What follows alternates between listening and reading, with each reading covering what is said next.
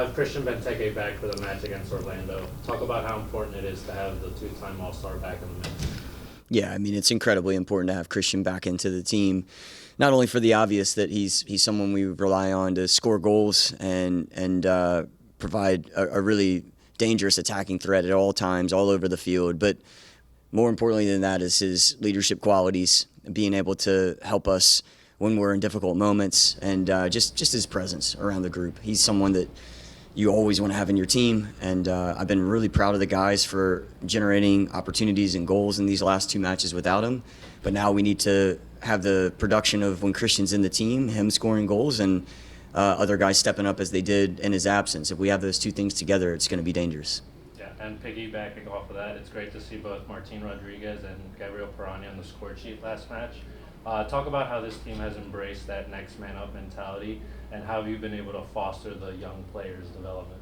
Yeah, I think having Martin get his first goal for the club, again, I said that in the post-match, I'm really happy for him. He's a true professional that every day comes in and brings it, and he's got quality like that. He has so much quality, as does Gabby, and I think Gabby's looking for more opportunities, more consistency, because he has a tremendous amount of talent himself. It's great to see Jared get on the score sheet again, Pedro recently, and we're gonna need that from everyone. And it's my job always to try to put these guys in the best position possible to continue to develop but get results as well. And then Matt, we'll throw it to you now. We'll start off with Stephen Goff. All right, thanks. Thanks for your time. Wanted to get your comments on the 2 new signings to start. Yeah, thanks for that, Steve. So we're excited about these 2 signings, clearly, and I think what I've tried to tell you and everyone in 2024, there is a limitation to the amount of players that we're going to be able to bring in, and that's why we're so heavily focused on the group that we have, and knowing that the group that we have can help push us along in the way that we want to this season. But I have to give credit to Ali Mackay and our ownership for being able to get creative under hard circumstances with where our salary budget has been, and that's just the reality of where decisions were made prior to Ali coming in and myself coming in that we knew and understood, but we knew that we would be able to find different mechanisms to get a couple players in to help us in the season as well. And these 2 guys are absolutely players that are going to not only help us for 2024 but beyond. So starting with David Schnegg, he's someone that comes from Sturm Graz, and they have a very similar style of play to us, very aggressive, high up the field, like to go in transition, like to be in the opponent's half. And he's a left-footed player that not only understands what his role is defensively, but can be very dangerous in the attack. And I think beyond just his positional profile, his personality and his experience winning championships is something that we want to add to our club. So he just won the Austrian Bundesliga. That hasn't been done in 10 or 12 years, where someone's knocked off Red Bull Salzburg. So it's a big accomplishment that he was a part of and a big part of. So that's another component that we add to our team, and a personality like David Schnegg. Dominique Badji is someone that, again, his positional profile, playing high up the field, he could be paired with Christian Benteke in a really dynamic way. He scored goals in the league for multiple teams. He's won a lot of matches, been in playoff situations with a lot of different teams, and he's lifted the supporter shield last year. And again, that's the type of profile that we want to bring in beyond what fits our style of play. Is we want to bring in players that have won championships and been a part of championships. And lastly, Dominique Badji and I, we go way back. In his rookie season, he was on loan for 6-7 matches from Colorado Rapids to the Charlotte Independence, where I was. So a good relationship there with him, and I know Don Badji really well. Thanks. And a follow-up. You have to be creative and thread the needle, bringing in some guys because of the restraints. Do you anticipate anything more this summer, or is this probably all you can really do?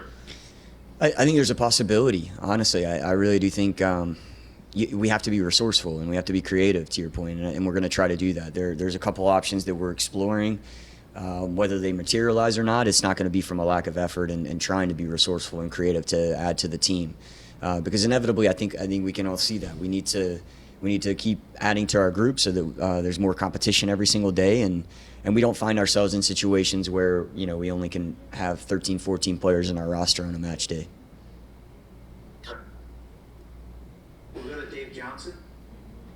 Hey, Troy, just what are you still learning about your team? Obviously, a season is an ongoing process. So, what are you still learning as we see Rodriguez score, or he plays more of a role? What are you still learning? Yeah, what I think one thing that I I think is a really important message in relationship to that question is you see a group.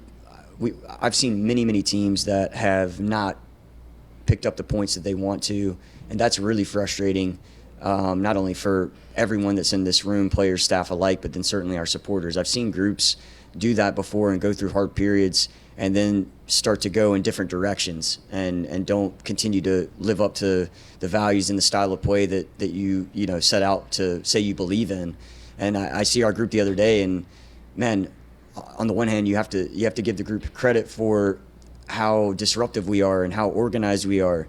But then on the flip side of that, the observation I make is similar to what I said in the press conference. We have to eliminate the mistakes in order to pick up points and realize, you know, just better results. And we have to put this all together. It's too many times that's been repetitive. And what I'm seeing is a group stay together and a group still believe in what we're doing and fight, but a group that has to not be so naive at certain times and be a little more pragmatic. But along those lines, and again, it's about accountability and results. But it's painfully, I feel there's going to be mistakes in the game. It just seems like DC United's paying for every mistake. Is it that if you continue to play the right way, is there a God up there, someone that says, well, the luck's going to finally go to your way? Or I guess do you still believe it's close, given these fine margins? It is, because that's what I start with. I'm really proud of what we do in terms of our organization and just being able to go and disrupt and be in our way. But ultimately, it's not down to luck, Dave. You know, I mean, we make our own luck, and what we have to say is there are mistakes that happen every single match, but we have to eliminate the ones that are critical mistakes at critical times. So that has been something that has hurt us all year long, and we have to address it, you know, and we have to take the accountability going forward. We'll take one last one from Bruce Murray. Hey, Troy, how are you? Good, Bruce. Thank you. Yeah, and going along the lines of points, we were talking about points. Is you know, I looked at the points, and you know, United is 4 points out of the last playoff spot. That's incredible. I mean, all these 8 ties and 1-goal games, and all the adversity, you know, with the roster issues and you know, the card issues and whatever it might be.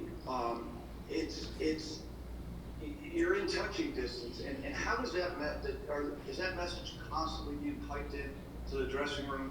Come on, guys, we're right there. We're right there. You know, maybe luck's going to turn. Now, I'm not saying that because I'm a Homer radio match. I'm saying it because I've never seen so many bad things happen. It's got to turn. Yeah. I mean, again, to what I said to Dave, Bruce, on the one hand, there is the reality of a couple results and we can be right back in the mix. And that's something that we're well aware of. But we also can't just hold on to that and not have the reality of the fact that we're not picking up the points that we should be picking up. So we have to be direct and honest about where we are while still holding on to a lot of the things that we do well and making sure that we don't go away from that. And that's precisely what I mean when I'm talking about us staying together and in our way. But we have to finish the job, and we're not finishing the job often enough. But this weekend is another opportunity to do that, and there's 13 more opportunities with a lot of points left in this season, and I'm confident that we can do that.